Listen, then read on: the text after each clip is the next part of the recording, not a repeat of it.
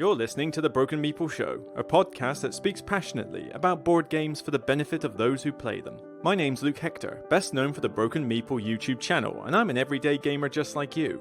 And I'll be talking about reviews, top 10s, and just about anything that connects me to board games, as long as I have a tea or coffee in hand, that is. So grab a cup, relax, and enjoy. And remember, it's only a game.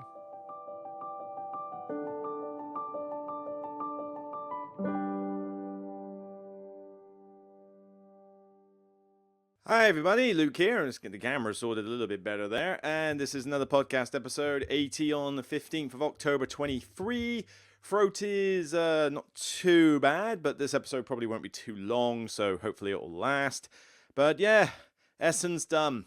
Essen 2023 is done, and I'm still recovering from it. Not from a con-crud perspective. I don't think I got con-crud at all, but just the fact that, you know, you chat a lot, your throat gets sore, and mainly just being exhausted. I mean, it's exhausted in a good way. I had a lot of fun there, met a lot of people, talked to many publishers, got a lot of games, both, you know, some review copies and some stuff I bought to get reviewed for Patreons effectively. And so, yeah, I am staring at a lot of board games dotted around my table, which I can't put on a Calyx shelf yet because I don't have the space. Yeah, there's likely to be some culls in the future. I might have to do a special episode on that maybe because, you know, the board game shelf thing, the shelf by shelf thing, that's not going to cover that many culls. I may have to do a special episode on that. We'll see, but it depends what I keep. I mean, I may not keep everything from Essen. There's going to be some games there that don't meet the mark, you know, that didn't do as well as I'd like them to. And so whether I keep them or not remains to be seen. But I got a ton to get through, an absolute ton of games to get through by Christmas. It's going to be quite a busy quarter while trying to do all the other content. Thankfully, I don't have to worry about top 100 nonsense until January, so at least that won't be a problem. Will I do some compilations? Maybe. I mean, I'll certainly do some compilations for small games, you know, so I don't have to spend ages on reviews for them. I mean, I've just literally released the Zoo Tycoon review. So that has gone up and that was a big one, nearly 30 minutes long. I tried to trim it down, and I did trim it down. I mean, there's a good 5 minutes worth of stuff on the cutting room floor there, but man, that was a long review. There's a lot to talk about, a lot to say, and it's not doing as well as I would like at the moment. It's only barely under 2,000 views, and it's like I need that one to boost up. I would love it if that could be shared out or watched by more people. I really wished I could have got it out before Essen. That would have been great, but sadly there just wasn't enough time. But that one took a while to edit, so I'm hoping that one does well enough to justify it. On the plus side, though, if you want to know about what games I bought at Essen, I have done a video for this. The Big Game Haul Essen 23. Already at 12,000 views. It has already eclipsed my top 10 anticipated Essen games, and it's not even been out for anywhere near as long. So thank you everybody who is watching that video and commenting on that. I am glad that that video, a simple concept of just talking for a bunch of games for 50 minutes, you know, that was a long video. I'm so glad a lot of you are watching it. So, you know, thank you for that. What's on the horizon on the channel? Well, like I say, I got to play a bunch of games and get them reviewed. I will do a games played in September. I missed out the August one. I'm not going to miss out this one. I will do a September games played. I'm also going to do another shelf by shelf at some point. You know, pick another Calyx Square and talk about that briefly. I do want to do a top 10 soon, but whether it will be a solo one or one with a collaboration, I don't know. You know, I got some in mind. But as for game reviews, the next one due after Zoo Tycoon is... Which is the one that I just... Oh, yeah, Lands of Galzir. Lands of Galzir review is recorded. I just need to edit that one. As for new reviews to record, I am ready to do a review of Sweet Mess from Peaker Studios, I think it's called. Yeah, Peaker... Is it Studios? Sorry, Peaker Games. I'm just looking at the box. Literally at the box for it. Yeah, Peaker Games. Is there any other one that I could review very soon? I could possibly do a review for The White Castle from Devir Games. That's had enough plays lately. Other than that, I don't think I've played any of the other Essen games enough to warrant a review at this stage, but that is what my agenda is, to play a bunch of games. So, yes. over the next couple of months, I'm going to be playing these games at club nights, conventions, with mates. I mean, HandyCon is coming up in less than 2 weeks now, and so you bet I'll be taking a bunch of these games to Essen to play. To Essen, to HandyCon to play, and of course, GridCon is coming up in November, so of course, more games for then. But yes, Essen was great. Thanks to everybody who said hi, who just came to shake my hand. Do not be shy if you're coming to me about that sort of thing. Just literally just come and say hi. If I am that much in a hurry, I will look like I'm in a hurry because I will be running at high pace, or I will just simply tell you I'm in a hurry and I'll probably say walk with me, or just be very quick about it. But honestly, do not feel like you got to be shy about talking to me to say hi or that you love the channel. It's appreciated, and there were some great moments. I've noticed there's a trend, actually, come to think of it, with, I don't know if it's a German thing or it's a European thing, but there was a lot of occasions where somebody would not reveal that they knew me before we'd had a full demo game together or a full conversation. So particularly the first part, there were several games where I sat down, introduced, yep, great, thanks to meet you, never said I was part of a channel or anything, played a demo game, had good fun, and then at the very end, as we're leaving, one person says, love your channel, love your work, can I get a selfie, blah, blah, blah. And it's like, great. But why wait till the end of the demo for that? Why not ask that ahead of time? Why not just say, love your channel, great to be here, stuff. It's not a problem. It's not a problem at all. But I just find it kind of weird because it's not something I've seen very often in real life. And I'm wondering if it is a part of a German sort of social culture or European social culture, because it's not something I see in Britain very often. I was just kind of curious about that. But anyway, great to see you all, and obviously I'll be there next year. For definite, I've already booked my hotel, so yeah, I'm ready for next year. What else on the channel? Not much to say, other than the fact that the channel is doing pretty well on the subscriber front. We're already past the 21,000 mark, and we have already nearly reached 21,200. That is quite a big jump in the last few weeks, so many thanks for everybody who is subscribing to that. If you can, subscribe to the Patreon as well to help me get these review copies, because Essen was not a cheap trip. But, even if you can't, just support the channel, just watch the videos, comment on them, get into conversations, share them on social media. It all helps, and I can't thank you all enough. So, yeah, positive trend. Let's hope it continues for the next 3 months. All right, let's get on to we're going to talk about a couple of games played, and we'll talk about a sort of topic of the day, and we'll kind of leave it at that. But I do want to talk about these 2 games in particular. One really, really surprisingly good, and one not as good. Let's talk about the good one so far. Now, this is an unheard of game for many people, and I didn't get every single game I wanted to at Essen. I wasn't able to get everyone, but it turned out that some of them just sold out way too early, and I didn't expect it. Coffee Rush was one of them. I mean, I did not expect Coffee Rush to sell out, but apparently it did. Oh well, it's coming out on retail, I think, in the next month or two. I think I can already see pre-orders, so I'll try it when it comes out. Not too fast. But I want to talk about this one called Nokosu Dice, and man, trying to remember the title for this one is an absolute nightmare. But Nokosu Dice is a trick-taking game that uses dice, and somebody sort of brought it out. Well, I say somebody, sorry. I was at a evening of games with Sarah Shah and from Board Games in a Minute and the Drander Games team. So the Drander Games, the publisher doing Galactic Cruise and Solar Sphere, Solar Storm, and what else do they do? Pioneer Rails, Isle of Trains. That's got to be ringing a few bells by now. But the team were basically playing games at a hotel, and I joined them under Sarah's invite. Lovely bunch of people. Seriously, I already get on well with Sarah. Sarah and I are good buddies, but the Drander Games team, they're just so friendly. They are so chatty and in some cases so nuts. I mean, they had some great volunteers on, including like Board Gaming Wizard and Sarah Shah as well and that. So yeah, they're just a good, fun bunch of people. But we sat down and played a couple of games, and one of them brought out this game called Nokosu Dice. I had never heard of it. I hadn't seen the booth. I did not know anything about it, but they knew from watching my channel I like trick-taking games. So they thought, all right, let's show you it, and it was convenient for 5 players. After playing this game, I thought, well, before playing this game, I thought, okay, this will be fine, but I mean, it's unheard of. I don't know anything about it. Could be better than I expect, but I'm going to temper my expectations. This is single-handedly one of the best, if not the best, trick-taking game I have played. Maybe the best is going a bit far, but it's one of them. I mean, if I did a top 10 right now, this would be high up in it. That's how much I enjoyed this.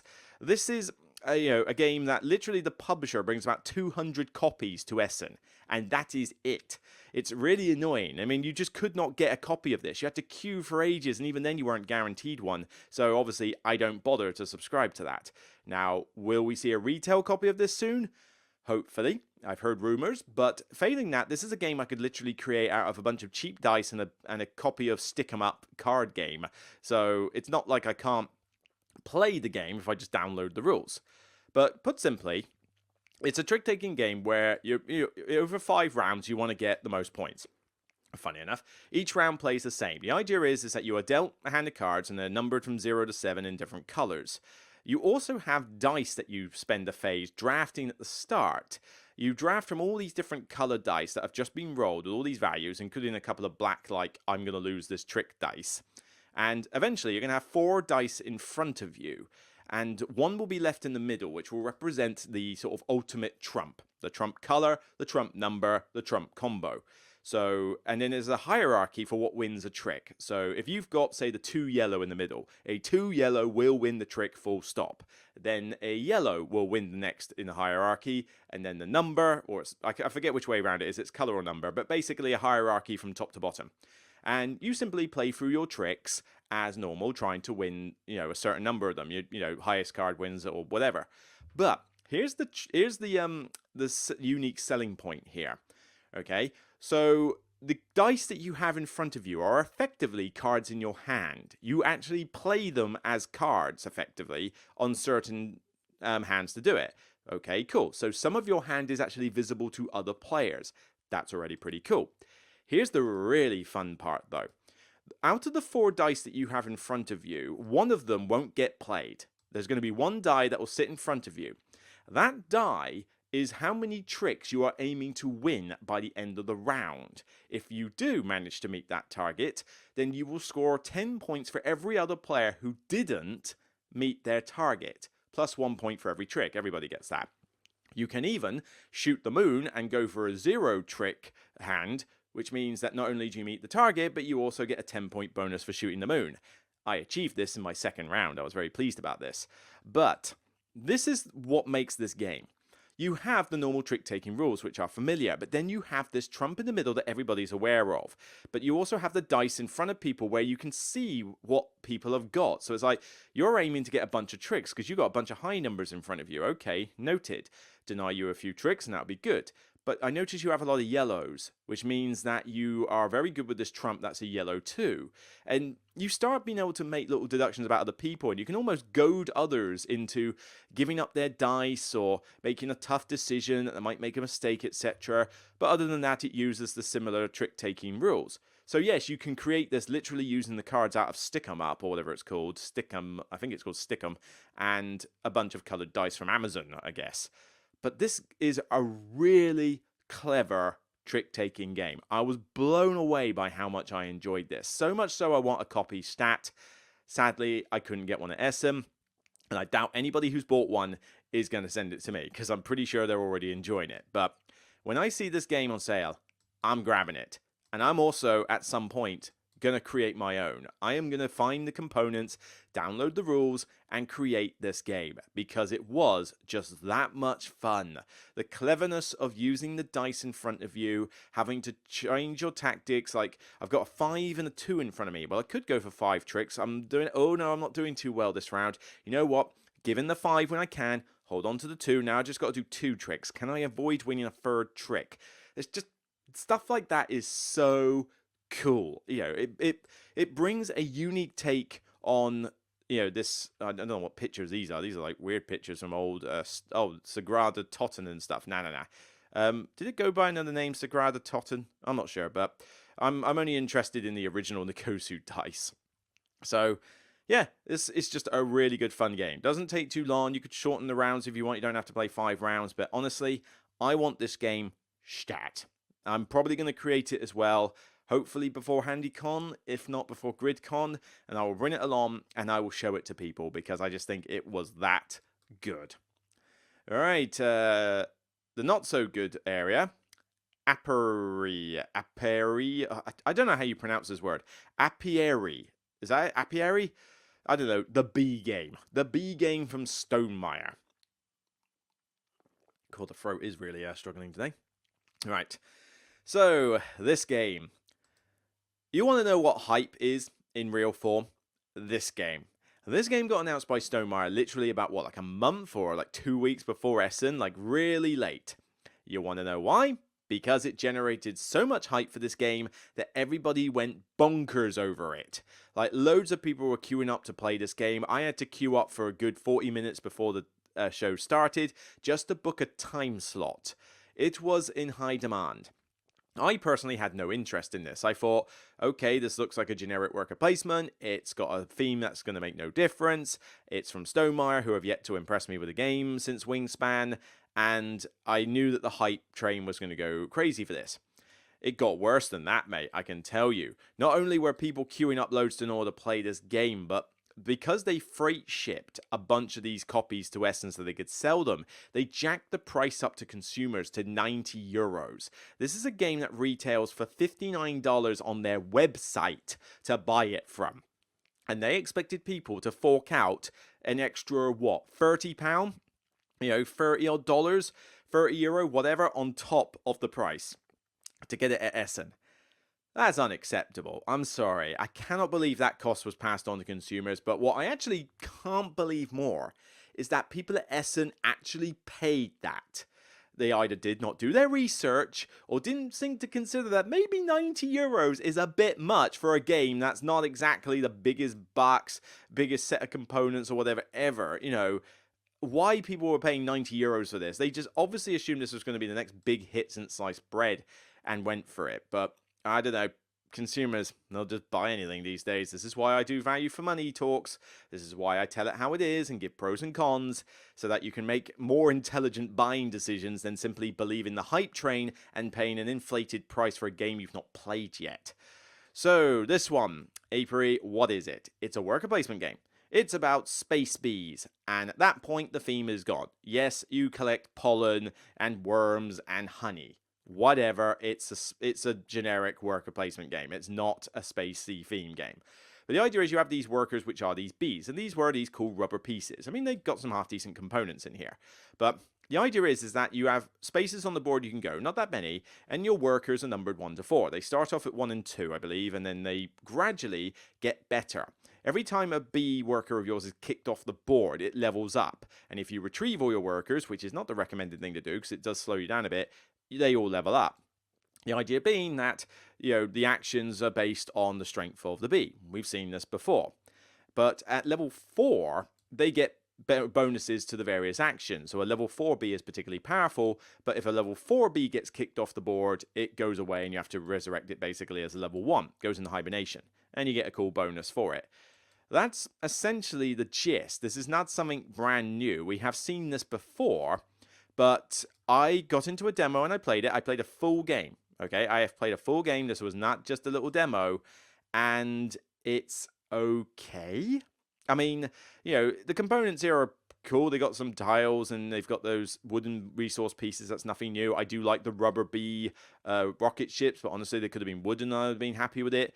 But yeah, the queen bee rubber miniature is literally just a placeholder for where you are on the exploration board. I say exploration, it's literally a grid where you collect resources. It's not exactly exploration, but you know, that's kind of it. And would you look at this picture and think that this was €90? I mean, bear in mind, Everdell Farshore was charging something like €80-90 for it, and I'd argue that the components in Everdell Farshore were better than this one as an overall picture, but even that was too expensive. You know, the artwork is fine. I mean, most of the artwork is on the board. You don't really get a lot of the artwork anywhere else.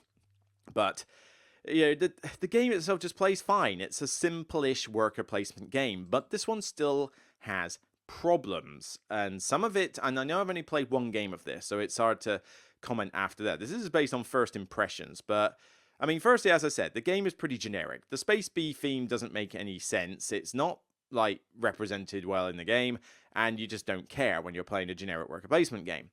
The game also has a bit of a balance issue from what I can see, and a lot of it stems from the randomness of these level 4 Bs.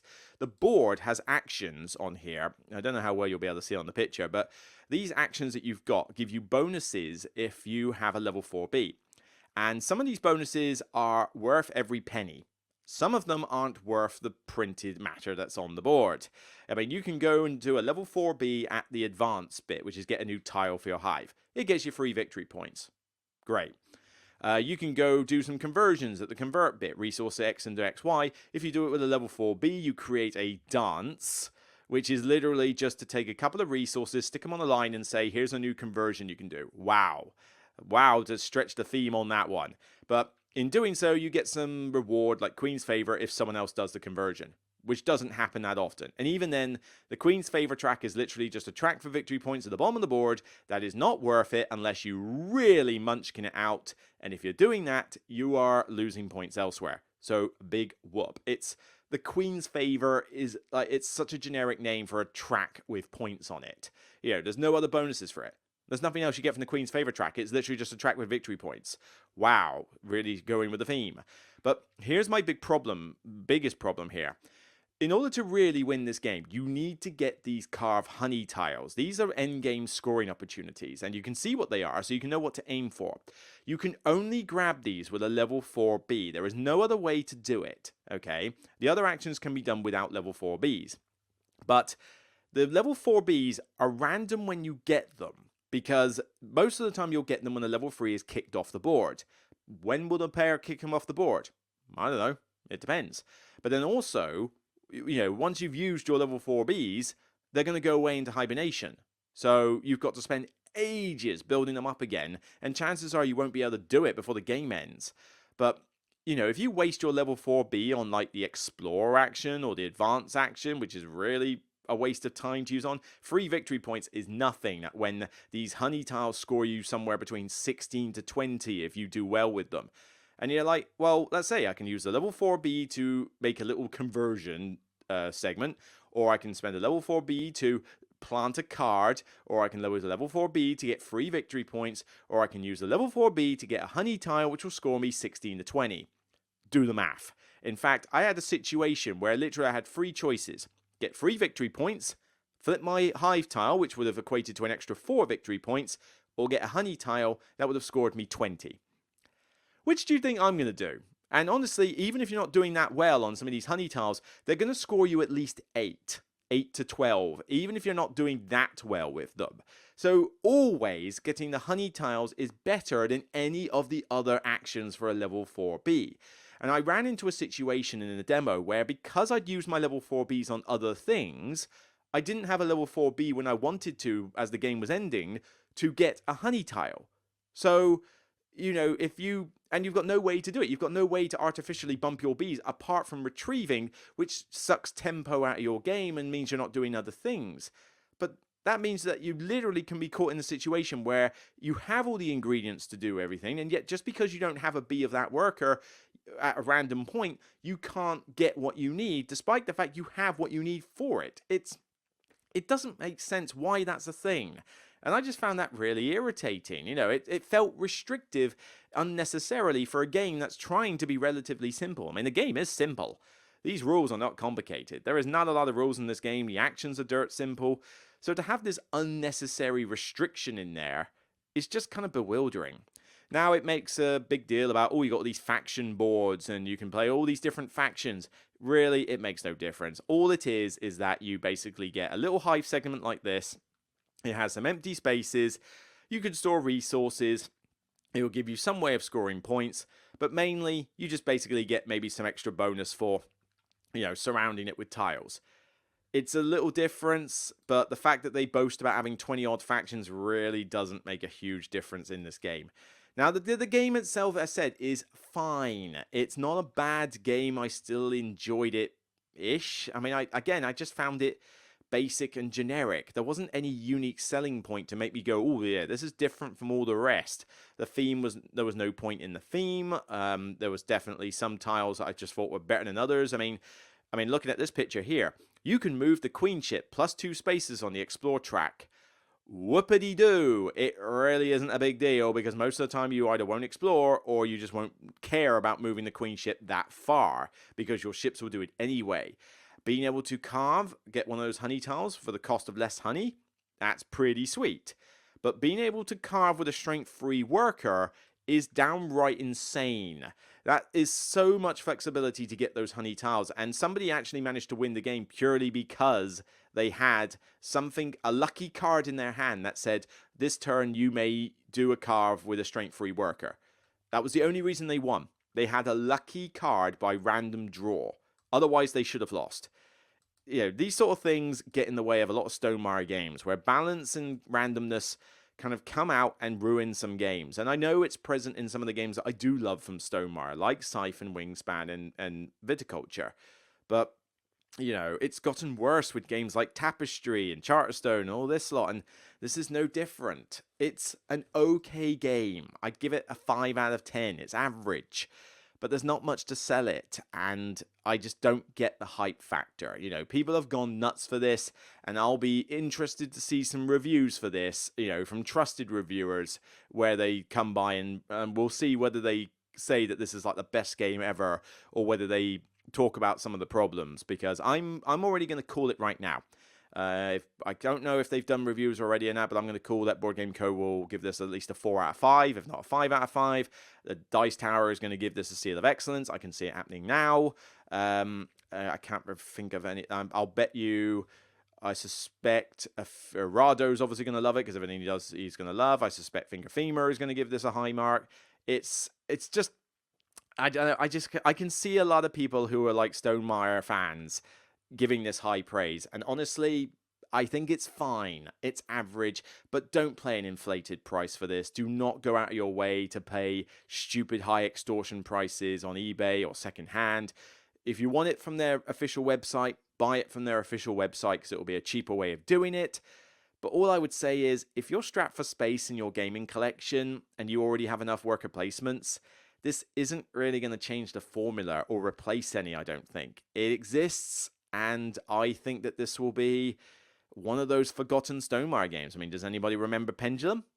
Not really. This is nowhere near as bad as Pendulum. Pendulum was a horrible game, but this is going to be one of those that's just somewhere down in their collection that nobody really cares about, I reckon. You know, when people say, oh, will this be played in 4 to 5 years? This won't be. Guarantee you. 4 to 5 years, we won't be talking about this game. Alrighty, let's move on to the topic of the day as my throat struggles to catch a break. Let's have a drink. My blackcurrant tastes very weird today. I don't think it's my throat. I think maybe it's just either the water is a bit hard today, or perhaps I just didn't put enough juice in it. I don't know. But, right. The topic. So, AI. Yes, AI. This is a big deal, isn't it? Basically, I haven't really spoken much about this in the past, but I just wanted to give some brief thoughts. This idea of AI art and ChatGPT and stuff like that, I don't know much about these things. I mean, ChatGPT is a platform where you can basically ask the AI to do something and it does it for you within limitations, but it seems to be fairly decent at its job, at least to a basic fundamental level. There is also the idea of using AI art, which has become a very controversial topic in gaming, and certain publishers have taken a little bit of flack lately, and even Essen Spielfair took flack for this because they used it. So we'll get to that one a bit later, but let's just start with the game first that really brought this up. And there are some games that I think I've got. I mean, I think the Path of Civilization one, people have commented that uses AI art. I will have to double check that because I'm not certain if it does or not, but someone has hinted it, so I will certainly have a little check. But the main one is Terraforming Mars. Terraforming Mars already had bad art. I mean, it just used stock photos for most of it, so to call it art is saying something anyway. But apparently, the new Kickstarter campaign, Prelude 2, has openly used AI art, and the technology has been used by them, Fricks Games and Stronghold Games, and they are happy to have used it. They don't mind the fact that they've used it. They actually actively defend the fact that they use AI art. So some people don't mind it. I mean, the fact that people are paying over £1 million for $1 million for it is, already saying that there's a lot of people who don't really care. But generally is the fact that, why is AI art controversial? Oh God, these pop-ups here, it's really annoying. But, as this one, gamesradar.com mentions, here's pretty much the main concern. Many are worried that companies will see an opportunity to cut costs and bypass actual artists in favor of low-effort AI-made alternatives, basically about professionals losing their livelihoods. What's more, AI art works by trawling through and using a database of existing artwork to create its own illustrations. Because the original artists aren't credited or compensated, there's an argument that their illustrations are being stolen or Frankensteined, as his website says, into something new without their consent. So Essen has also come under wraps this year because their banners that they used, I thought the art looked a little bit weird on them. They looked a bit out of place and sort of like, but they were colourful, and I thought, they suit Essen. But these posters are AI art generated. So all the tickets, posters, and the app use AI art, nothing from artists. Where do I stand with this? Kind of basically agreeing with what that quote just said.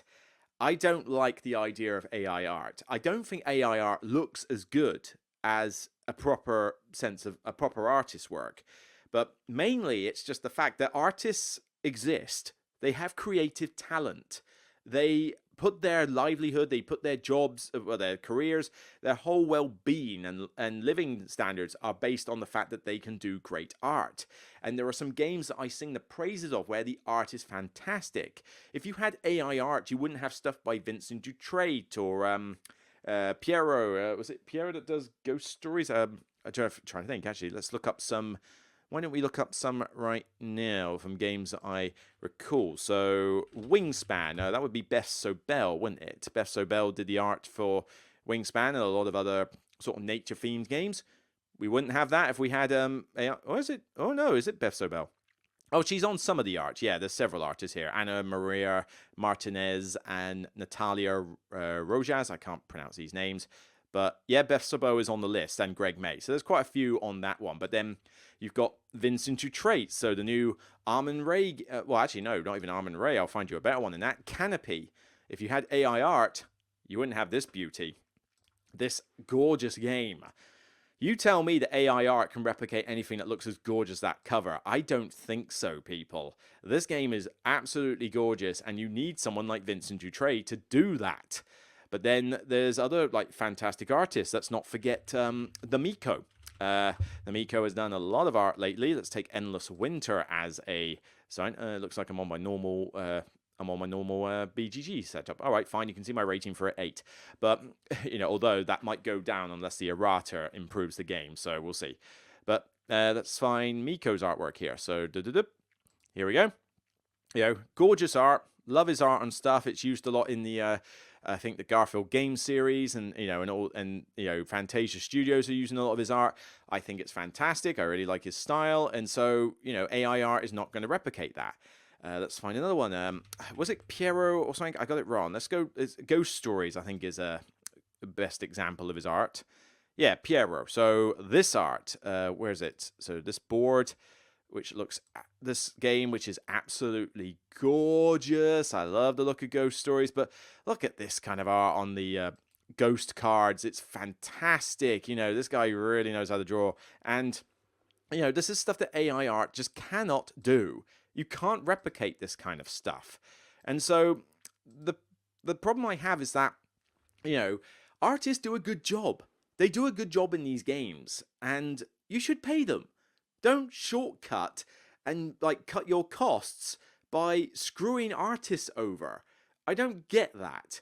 Artists do a fantastic job, and they should be compensated and rewarded for the good stuff that they do. If you now use AI, you're basically kicking them out of a job.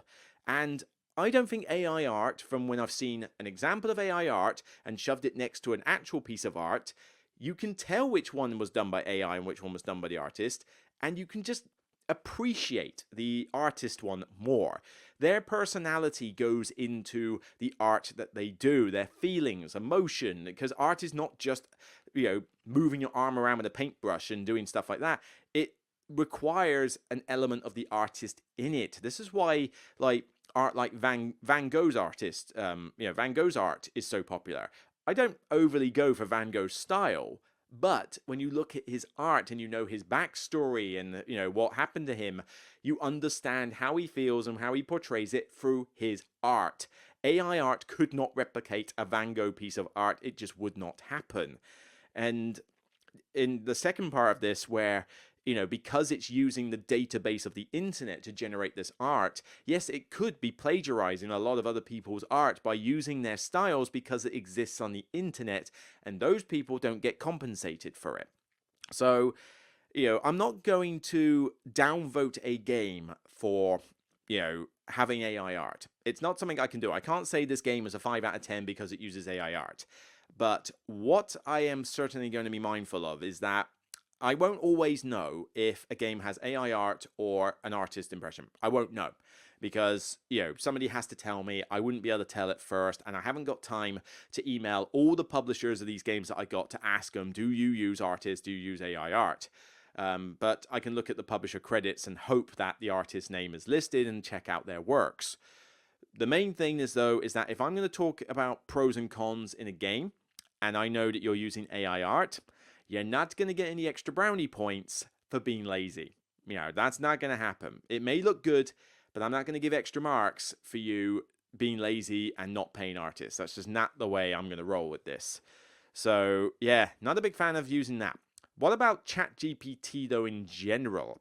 There is apparently, I don't think I've got specific examples, but the ChatGPT thing is where you could get the AI to do something else. And there have been, somebody on BGG, I believe, tried an example where they tried to design a board game using ChatGPT. So they got an AI to basically design a board game. And it came out with this massive thing. They gave it the criteria and they said, right, here it is. And then here was like the game with rules and stuff. Now, obviously, you could not just take that and send it out to print, because there would be some weird errors, there'd be like ambiguities, and it certainly wouldn't be the most polished game ever on that basis. But it could give you a solid framework for a game that you then tweak. I am worried that we're going to see people get lazy with this as well. The last thing I want to see is a designer try and pump out a bunch of games under his name, or his or her name, and use lazy things like AI to come up with their ideas.